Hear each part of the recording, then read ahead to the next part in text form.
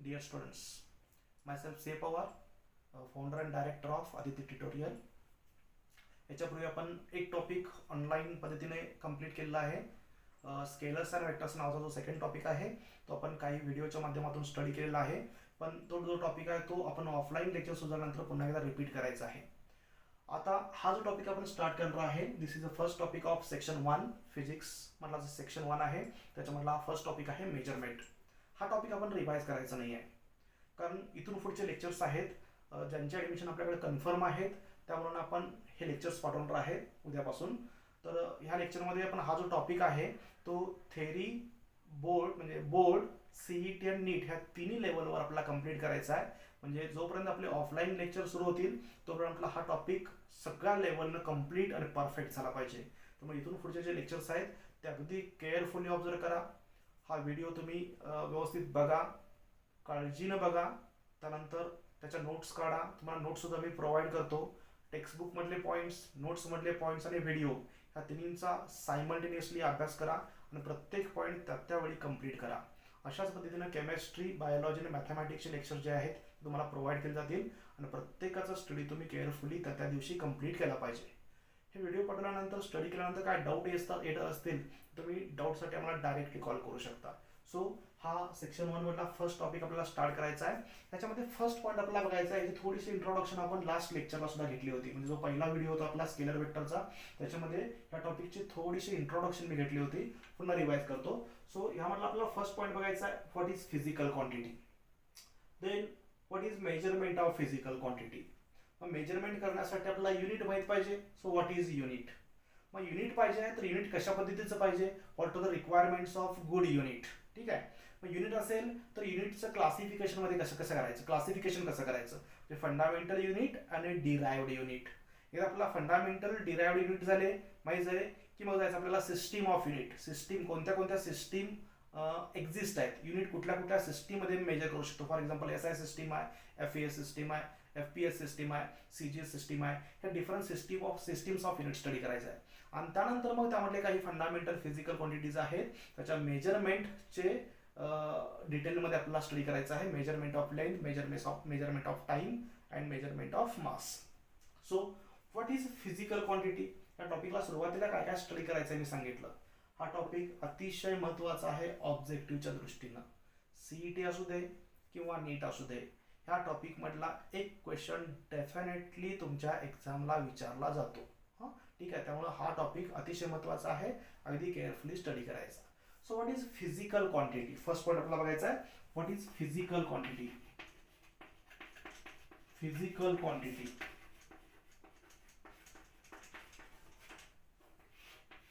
म्हणजे ज्यांनी first lecture आपला ऑब्झर्व केलेला आहे त्यांना डेफिनेशन सांगता येईल. What is physical quantity. Physical quantity is the quantity that can be measured. जे आपण मेजर करू शकतो त्याला म्हणायचं फिजिकल क्वांटिटी. फॉर एक्झाम्पल समजा हा चॉक आहे, चॉकचं मास मोजायचं मला, तर मास आपण मेजर करू शकतो. Mass of the chalk is 5 gram. ज्याचं मेजरमेंट आपण करू शकतो that is called as a physical quantity. So mass आपण मेजर करू शकतो, mass is the physical quantity. Volume आपण मेजर करू शकतो, volume is the physical quantity. Force measure करू शकतो, force is the physical quantity. Density measure करू शकतो, density is the physical quantity. Temperature measure करू शकतो, temperature is the physical quantity. Friendship मोजू शकतो का, नाही आहे. Friendship cannot be measured.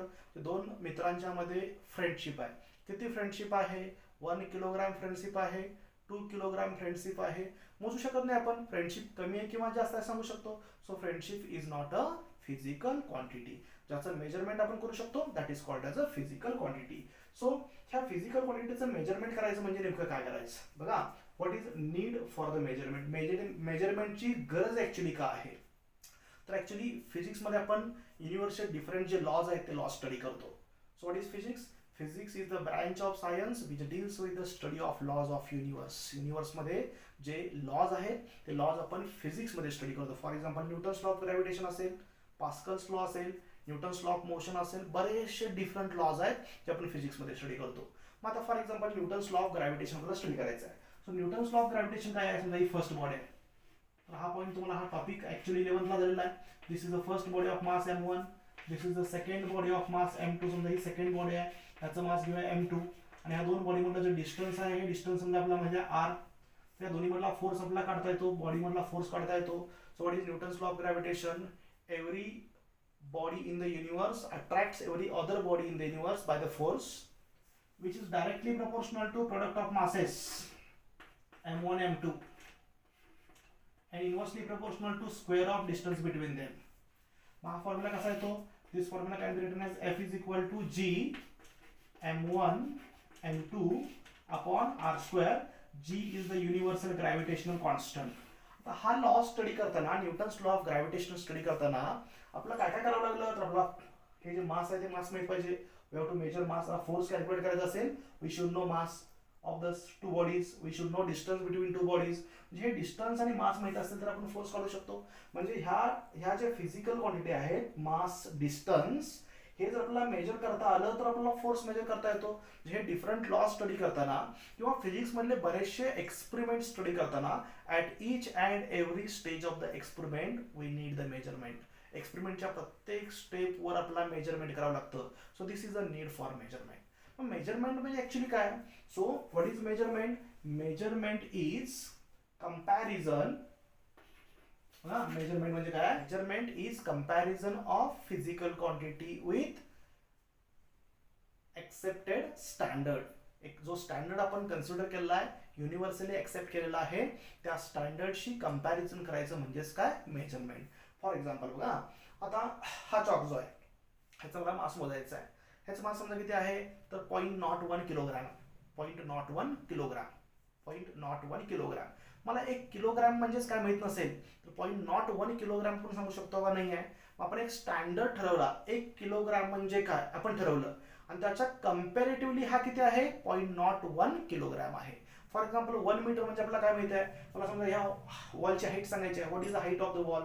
तर 1 मीटर म्हणजे काय माहित असेल तर मी सांगू शकतो height of the wall is equal to 5 metre. 5 metre आहे याचा अर्थ काय? आपण ह्या वॉलची हाईट आहे ती 1 मीटरला कंपेअर केली. Height of the wall is 5 metre म्हणजेच 5 टाइम्स 1 मीटर. बघा, हा जो चॉक आहे ह्याचं मास किती सांगितलं? समजा 5 ग्रॅम म्हणलं मी. मग 1 ग्रॅम हा स्टँडर्ड झाला. 5 ग्रॅम म्हणजेच काय? 5 टाइम्स 1 ग्रॅम. म्हणजे आपण काय केलं? ते 5 ग्रॅम जे आहे ते मी 1 ग्रॅमशी काय केलं? कंपेअर केलं. 1 ग्रॅमच्या कंपॅरेटिव्हली तो 5 टाइम्स आहे. तर हे कंपॅरिझन करणं म्हणजेच काय आहे? Measurement. So what is measurement? Measurement is nothing but comparison of physical quantity with accepted standard. हे लक्षात घ्या. मेजरमेंट करायचं म्हणजेच काय? एका स्टँडर्डशी तो काय करायचा? कंपेअर करायचा. आणि जो स्टँडर्ड आपण ठरवला आहे that is called as a unit. So what is unit? Second point आपला बघायचा. What is unit? What is unit? Unit is the standard. Unit is the standard used for measurement of any physical quantity. एखादी physical quantity जी आहे, समजा मास आहे, मास मोजण्यासाठी आपण एक standard ठरवला. कुठला स्टँडर्ड ठरवला? किलोग्राम असेल, ग्रॅम असेल. That standard used for measurement of any physical quantity is called as a unit. So what is measurement? Comparison of physical quantity with accepted standard. आणि युनिट म्हणजेच काय? The standard used for measurement of any physical quantity that is called as a unit. आता हे जे unit आहे त्या युनिटचे requirement काय आहेत? What are the requirements of good unit? Unit कसं असावं? तर याच्या एक 3-4 रिक्वायरमेंट्स महत्त्वाच्या आहेत, ज्या टेक्स्टबुकमध्ये आता दिलेले, नवीन टेक्स्टबुकमध्ये दिलेले नाही आहेत, त्या महत्त्वाच्या रिक्वायरमेंट आहेत. What are the requirements of good unit? तर या 3 रिक्वायरमेंट लक्षात ठेवा. फर्स्ट रिक्वायरमेंट आहे unit should B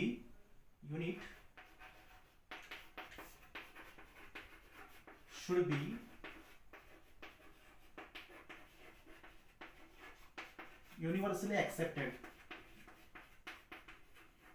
Unit should be universally accepted. Second requirement आहे the unit should be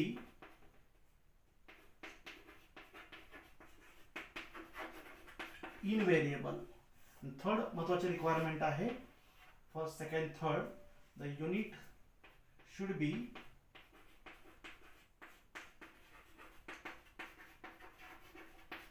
non-perishable. Fourth, the unit should be definite and well defined.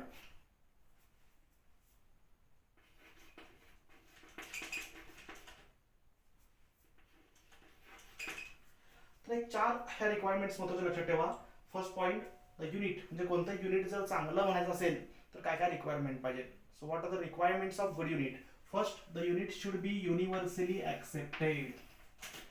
Unit should be universally accepted म्हणजे त्याला जागतिक मान्यता पाहिजे. For example बघा, पूर्वी ज्या English speaking nations आहेत, फॉर एक्झाम्पल ग्रेट ब्रिटन असेल, तर ह्या अशा इंग्लिश स्पीकिंग नेशन्समध्ये FPS सिस्टीम यूज करायचे.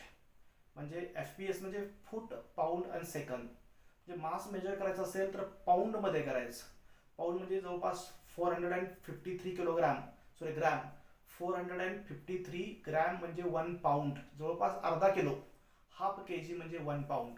आणि इंडियामध्ये MKS सिस्टीम यूज करायची. MKS मीन्स मास हे किलोग्राममध्ये असणार, मीटर किलोग्राम सेकंद, म्हणजे मास हे किलोग्राममध्ये मोजलं जायचं.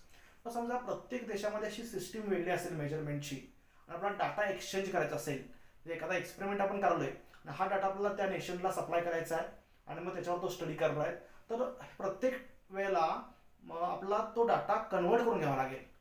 मग प्रत्येक देशामध्ये सिस्टीम कशी पाहिजे, सेम पाहिजे. आणि म्हणजे ॲक्च्युली प्रत्येक देशामध्ये जी सिस्टीम आहे युनिटची सिस्टीम जे सेम असेल तर कन्व्हर्जन करण्याची गरज नाही आहे. आणि त्यामुळं युनिट कसं पाहिजे, जे युनिट आपण यूज करणार आहे त्याला जागतिक मान्यता पाहिजे. प्रत्येक देशामध्ये ते युनिट यूज केलं गेलं पाहिजे. हां, so the unit should be universally accepted. ही फर्स्ट रिक्वायरमेंट आहे गुड युनिटची. The good unit should be universally accepted. Second, the unit should be invariable. Unit change होता कामा नये. युनिट बराच दिवस जर आपण बरेच वर्ष आपण वापरलं तर युनिटमध्ये चेंजेस होता कामा नयेत. फॉर एक्झाम्पल समजा आपण जे युनिट यूज करतो ॲक्च्युली मार्केटमध्ये जे अवेलेबल वेट्स आहेत ते लोखंडापासून बनवले असतात, आयर्नपासून बनवले असतात. मग ठराविक वर्षानंतर ते ॲक्च्युली त्याचं झिजून त्यावेळी त्याचं जे वेट ज्यावेळी कमी होईल तेव्हा ते करेक्ट वेट दाखवणार नाही आहे. आणि त्यामुळे असं मेटल आपल्याला यूज करायला पाहिजे गुड युनिटसाठी, which cannot be change after some time. म्हणजे ते चेंज होता कामा नये.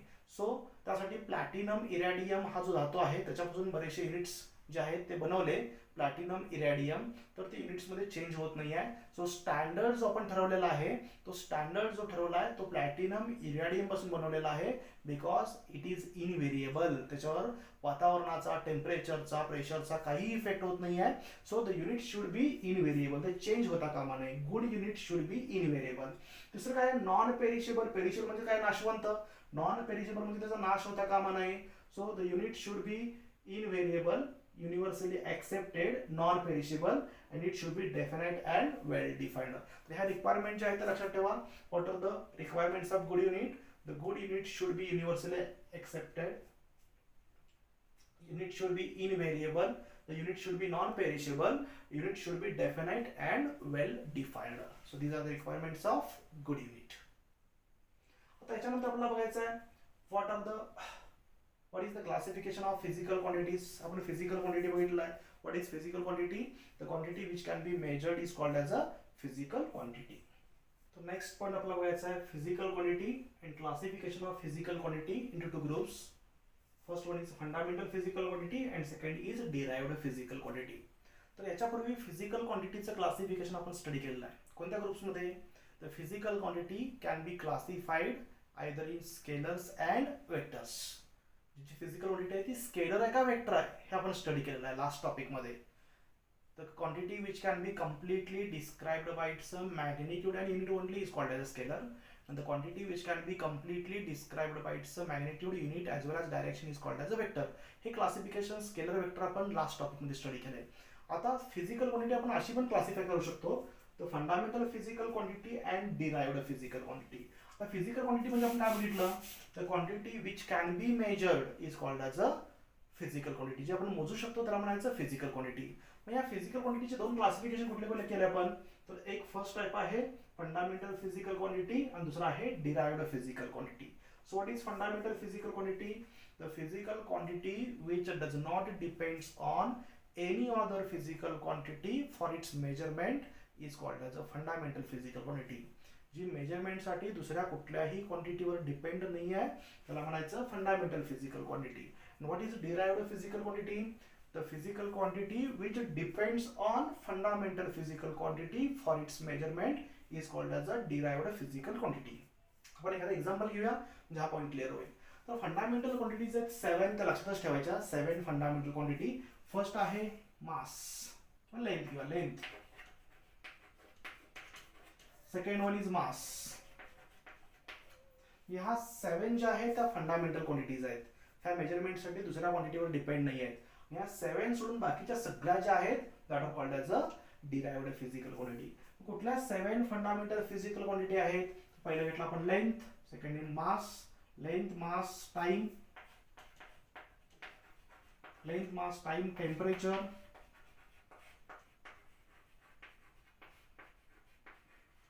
Length mass time temperature. Next electric current,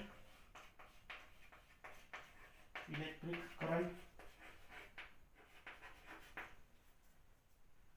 luminous intensity, luminous intensity, and last one is amount of substance, amount of substance. तर ह्या 7 फिजिकल क्वांटिटी लक्षात ठेवा, ह्या फंडामेंटल फिजिकल क्वांटिटीज आहेत. म्हणजे मला मास मेजरमेंट करायचं असेल तर लेंथ मोजायची गरज नाही आहे, टेम्परेचर मोजायचं असेल तर टाइम मोजायची गरज नाही आहे, टाइम मोजायचा आहे टेम्परेचर मोजायची गरज नाही आहे. म्हणजे ह्या ज्या 7 फंडामेंटल जी 7 क्वांटिटीज आहेत ह्याचं मेजरमेंट करण्यासाठी दुसऱ्या कुठल्या क्वांटिटीची गरज नसते. So these quantities does not depends on any other physical quantity for its measurement. So it is called as a fundamental physical quantity. कोणते कोणते आहेत? Length, mass, time, temperature, electric current, luminous intensity आणि amount of substance. आता इथे symbol काय काय आहेत हे मेजरमेंट करताना कुठले कुठले युनिट वापरायचे आहेत? लेंथ युनिट जे आहे ते मीटर मध्ये आहे, length measured in metre. Symbol आहे तो स्मॉल एम घ्यायचा, कारण सायंटिस्टच्या नावावरनं जर युनिटचं नाव दिलं असेल, एखाद्या पर्सनच्या नावावरून दिला असेल तर सिम्बॉल इथं कॅपिटल लिहायचा. मीटर हे काय सायंटिस्टचं नाव नाही, कुठल्या व्यक्तीचं नाव नाही आहे, त्यामुळे स्मॉल एम लेटर लिहायचं आहे. मास मेजरमेंट करायचा आहे, मास युनिट आहे किलोग्राम, किलोग्राम. याचं युनिट आहे, सिम्बॉल आहे केजी. टाइमचं मेजरमेंट केलं आपण, टाइमचं युनिट आहे second, small S. Temperature kelvin. आता केल्विन हे सायंटिस्टचं नाव आहे.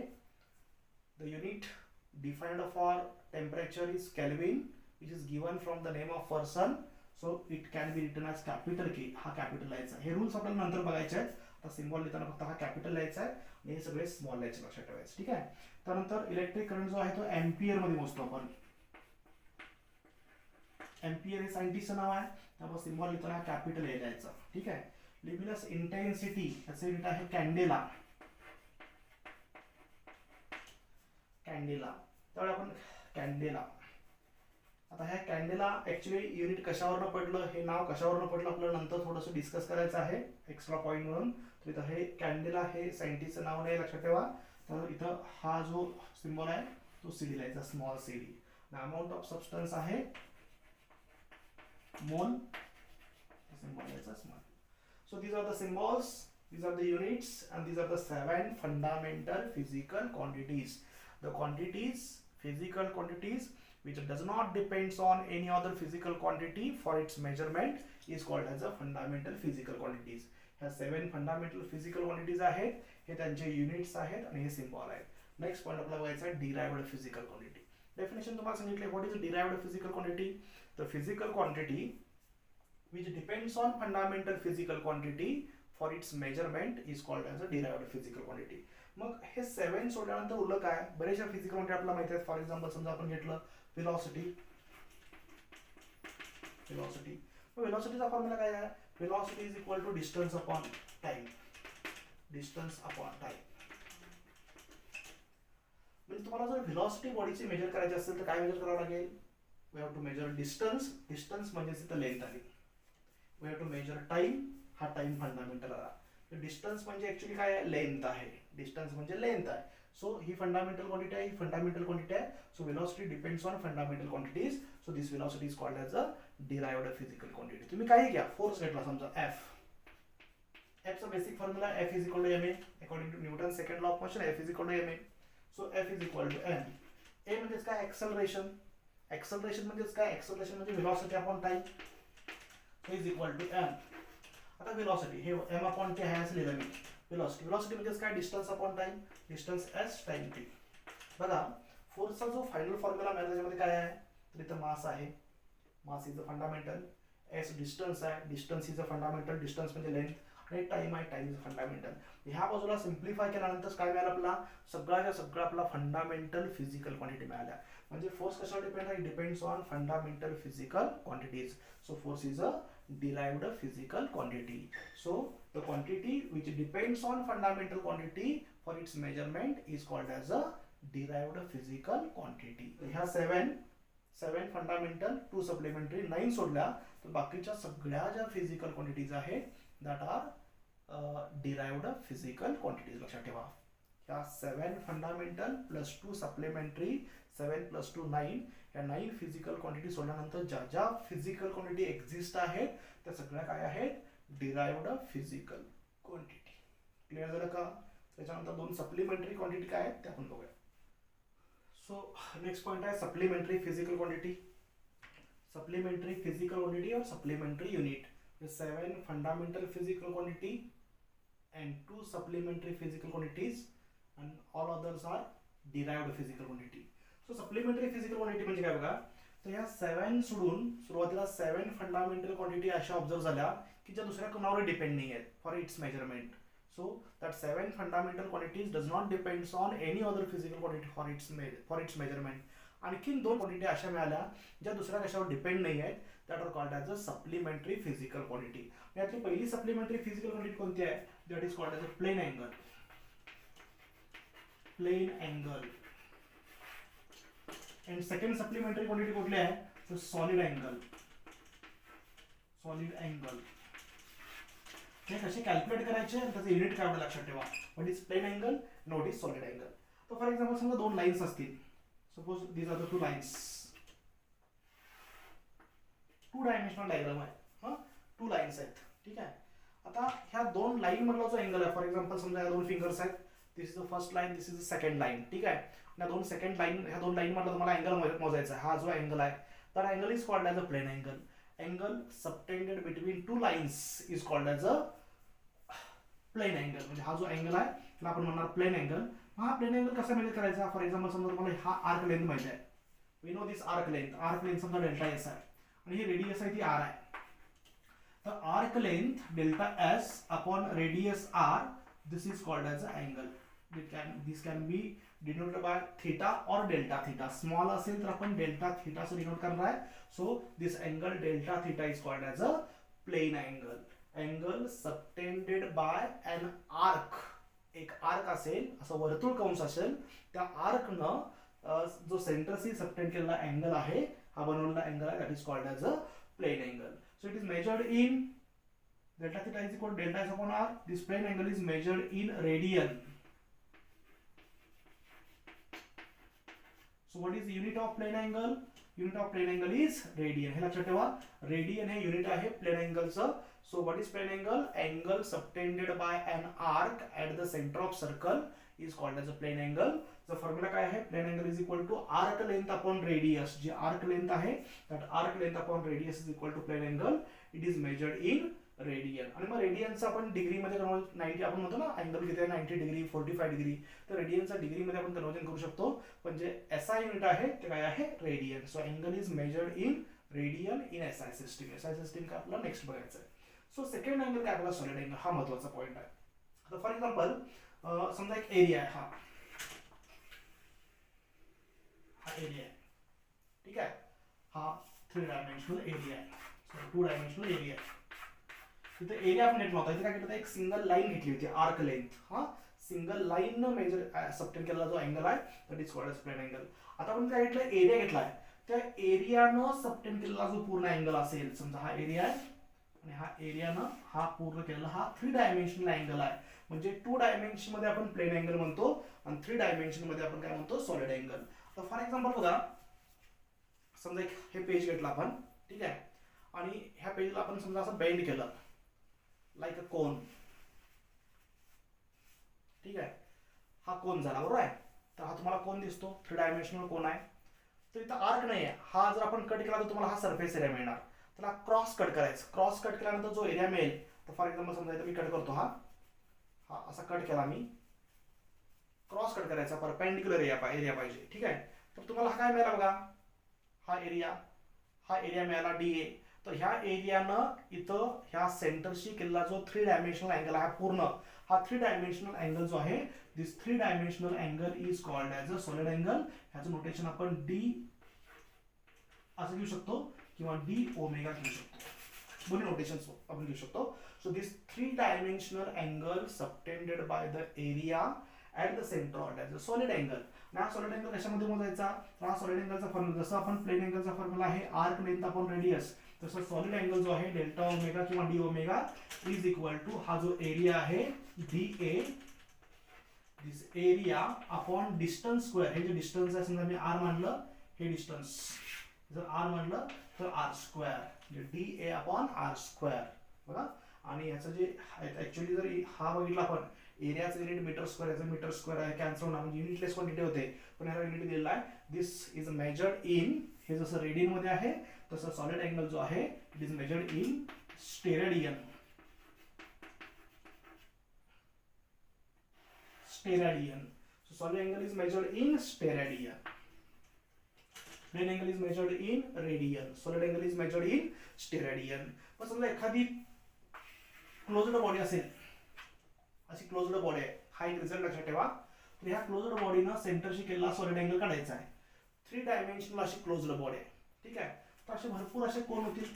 हा एक कोन झाला, हा कोन झाला, हा इथं कोन झाला, हा इथं, हा इथं, आणि हा परपेंडिक्युलर एरिया आहे. तर आपण हे जोडलं पूर्ण, तर तुम्हाला एक स्पियर मिळणार. मग स्पियरचा टोटल एरिया किती असतो न्यूमरेटर मध्ये, स्पियरचा टोटल एरिया 4πr स्क्वेअर, स्पियरचा area 4πr square upon distance square म्हणजे R square. R square gets cancel. मग कुठलीही क्लोज्ड बॉडी असेल तर आपल्याला जो अँगल मिळतो solid angle, that is equal to 4π. म्हणजे फॉर एक्झाम्पल समजा तुम्हाला हे सांगितलं मी, ह्याचा 3 डायमेन्शनल जो अँगल आहे त्याला आपण सॉलिड अँगल म्हणणार. असे समजा भरपूर कोन माझ्याकडे आहेत, आणि ते कोन मी असे एकावर एक ठिकाणी जोडले, जोडल्यानंतर मला काय मिळणार, तर स्पियर मिळणार.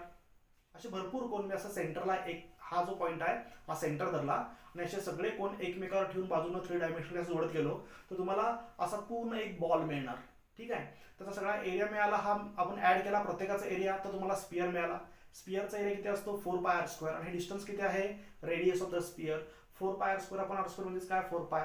त्यामुळे कुठलीही क्लोज्ड बॉडी असेल त्याचा टोटल सॉलिड अँगल आहे तो फिक्स लक्षात ठेवा. क्लोज्ड बॉडीचा टोटल सॉलिड अँगल असतो it is always equal to 4π.